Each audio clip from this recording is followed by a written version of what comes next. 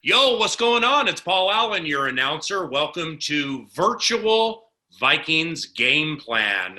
Now, we are happy to be joined by Ron Johnson from Fox 9 and Vikings Game Day Live, and also from the Vikings Entertainment Network and comedian Cy Amundson. Now, this portion of the Virtual Vikings Game Plan involves matchups. No preseason games, no matchups right now, but you know what the biggest matchup is? Beating Green Bay in the regular season and finding a way to win the NFC North. So, Ron, we begin with you. Take a look at these Packers and or Vikings related numbers and statistics from 2019 and pick something out that jumps out to you and kind of tie it into 2020. The first thing, honestly, that jumps out when you think about Aaron Rodgers is passing. But the fact that they were 17th last year and he wanted them to draft receivers, and they literally drafted nothing but opposite of receivers. I mean, you get a quarterback in the first round. So the first thing that jumps out to me is this team's going to struggle. The defense is going to have to carry them. I mean, if you look at what they did last year, they didn't really change much. They added Devin Funchess. He opts out. You say, I need a receiver, you go draft Jordan Love. So to me, it's the passing yards at 233 yards passing per game. I don't see him adding too many more, options because you still really just have your Devontae Adams. And so rushing might go up a little bit. I think, 112 yards is a lot, but I think he's going to have to rely on that if you look at what they have in this offense and what their plans were, adding Funchess, a bigger target, and now him being out.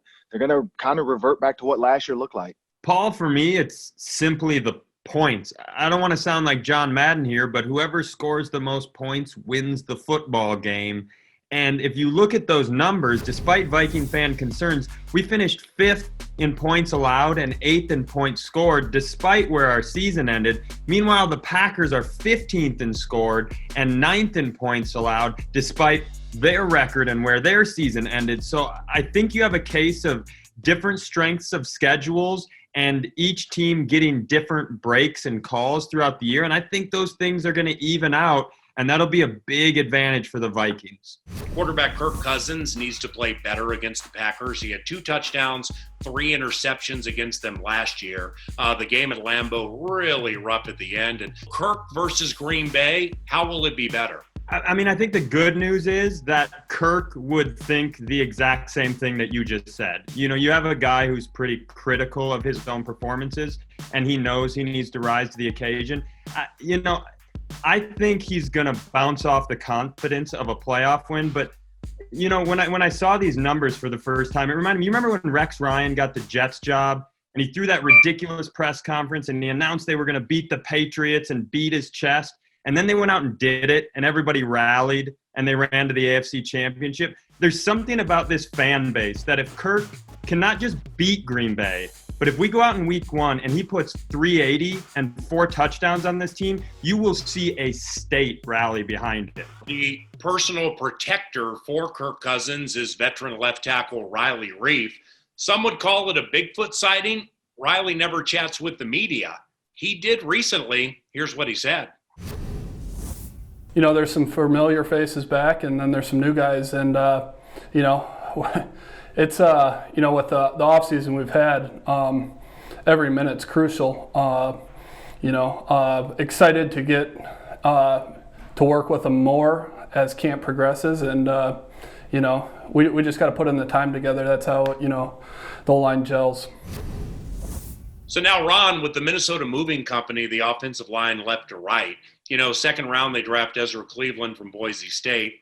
Riley Reiff, left tackle, left guard, good competition. Garrett Bradbury, center, right guard, good competition. I make Drew Samia favored. And then on the right side, one of the best in the game, Brian O'Neill. But just kind of off what Riley said and his level of excitement to get out there and play, what do you think, Ron?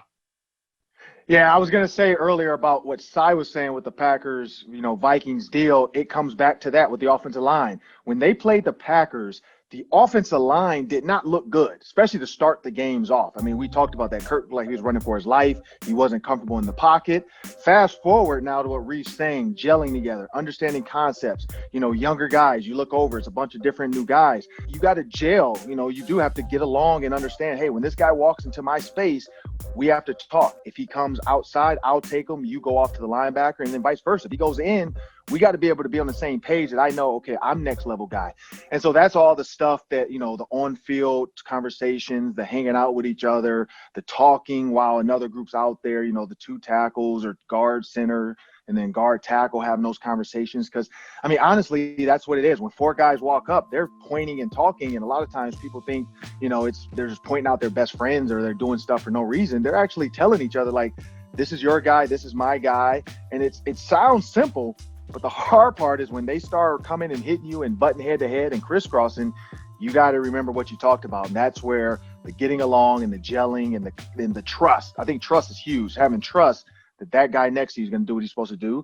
That's going to be the key to success for the offensive line and for Kirk Cousins, just be comfortable in the pocket the whole season. Side?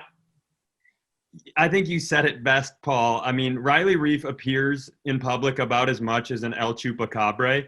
And the fact that he took to a camera to speak about this young group, you know, I was lucky to work with O'Neill, Bradbury, and Elfline on a commercial during the holiday season last year. It's no joke. These guys are really, really tight-knit, and the fact that he is their leader now made it a point to do something he hates doing and tell everybody about it.